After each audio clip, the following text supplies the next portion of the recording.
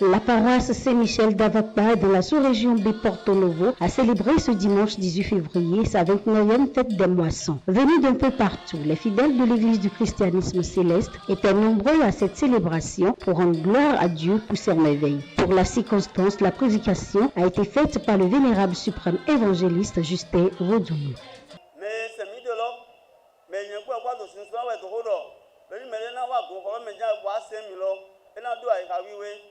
Aloiwe ina jalo ko de ba ma wa lo be we an 2 ans 2 ans ma so kwa so po vile po me lo ko me le ko ya e me go ko me kere ni wa duru na me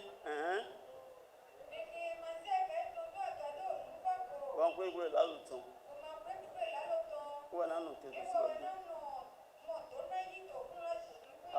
mi wa na do mo to ran le yiwe mi wa jaya to ko okun ton gbe na do dukwe kodo mino vile po na ole po mino akodo aikawe po kodo alomi mepo no ego mi pe mina basi 1 Samuel 16 verset 6 à 12.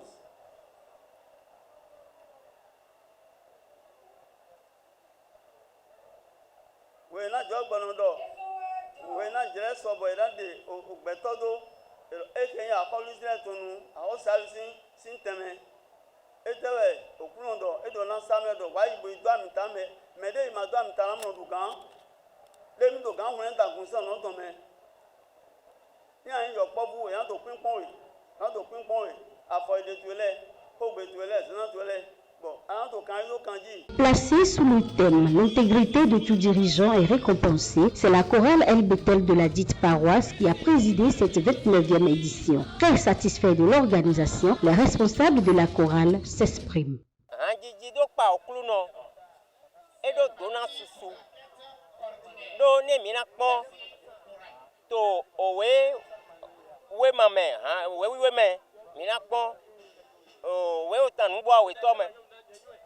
O tan nubo awe to me o ta eton ko enso afo eton fotonukun awe to je ko edo o dele na mi do gbon aholu Jehoshaphat si blame do aholu ene o ran we no ji bo eno pa ma o bo we no awon fon jiwe Jehoshaphat do na jiwe ye we do awon ri fon ji do ni ndo awon lo ma yan awon eton ni na be gun bo to mele na ni to hanji bo pon de mi na wa ndo to mo di do ji wo ye we to me yo do ki go to ya bo me de yin ken to bo ju an to awon ele ye me ko yin kuku to bo aholo je Zavata e pa ki go na ji wo ye we to fe town nu wi wa lo o meche e hun tran koja to li manu e do e siga no mo wenu de president ko alo tondo zero e dai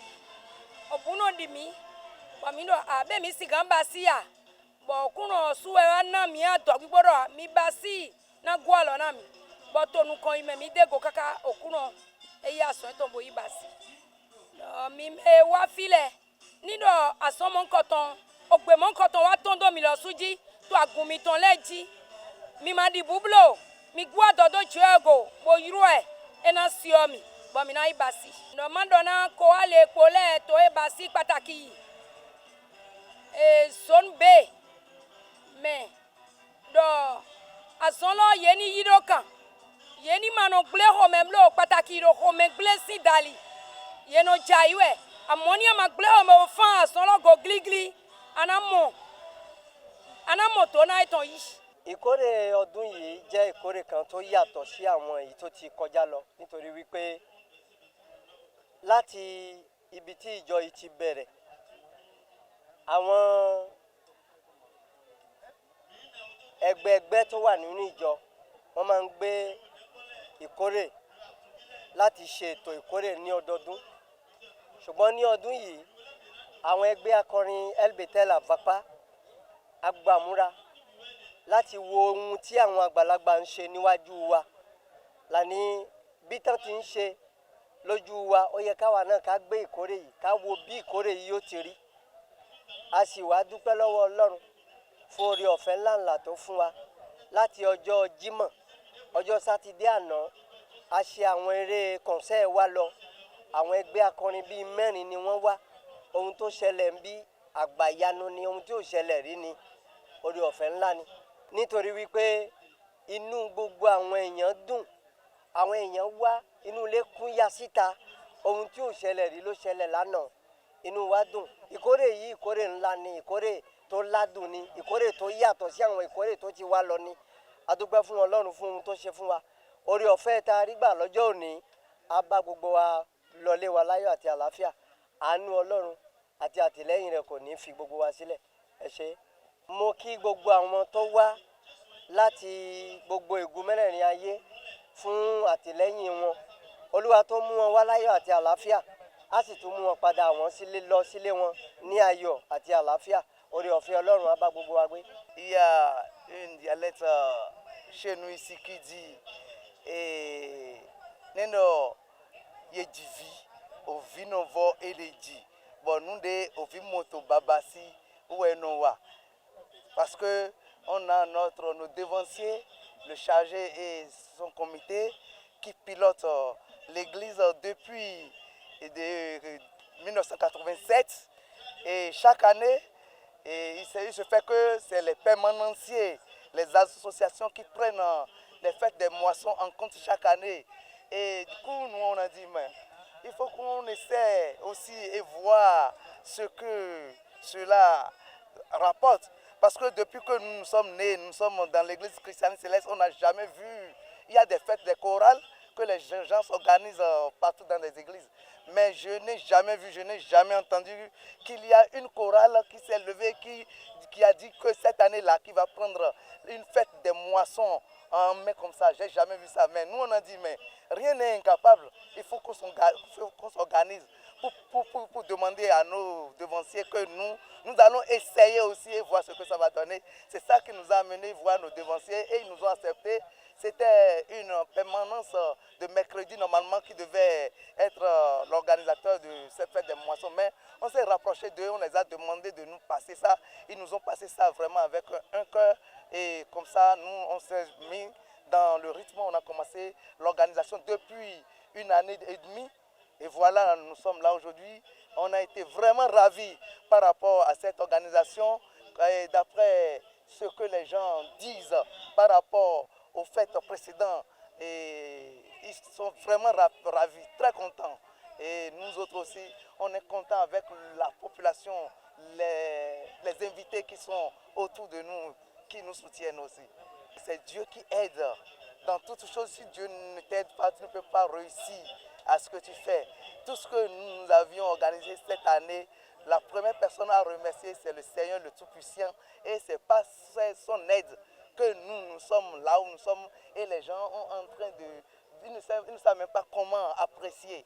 Parce que les gens disent que vraiment, ils fêtaient depuis des années, mais que c'est de jamais vu ce que nous avions organisé comme choriste, quoi. Ils ne s'attendaient pas à un tel mouvement. Tout ému, le chargé paroissial remercie la chorale et prie pour tous les participants. Occasion pour lui de dénoncer l'état de l'abri de la paroisse. Vraiment, je ne peux le qualifier parce que c'était merveilleux. Parce que depuis ma naissance, une chorale n'a jamais tenu la tête d'une fête de moisson.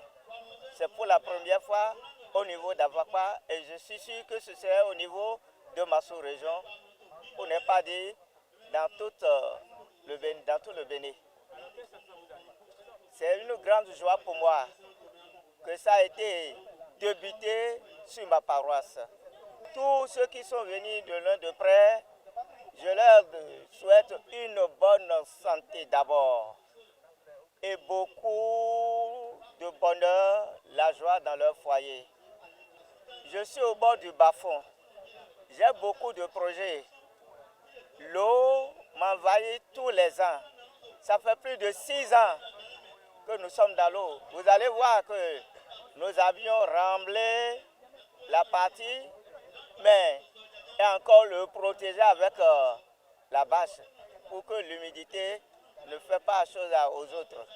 Que Dieu donne la longévité à ceux qui m'entourent, les jeunes qui m'entourent, peut leur donner le bonheur, la joie et qui m'accompagne dans mes œuvres.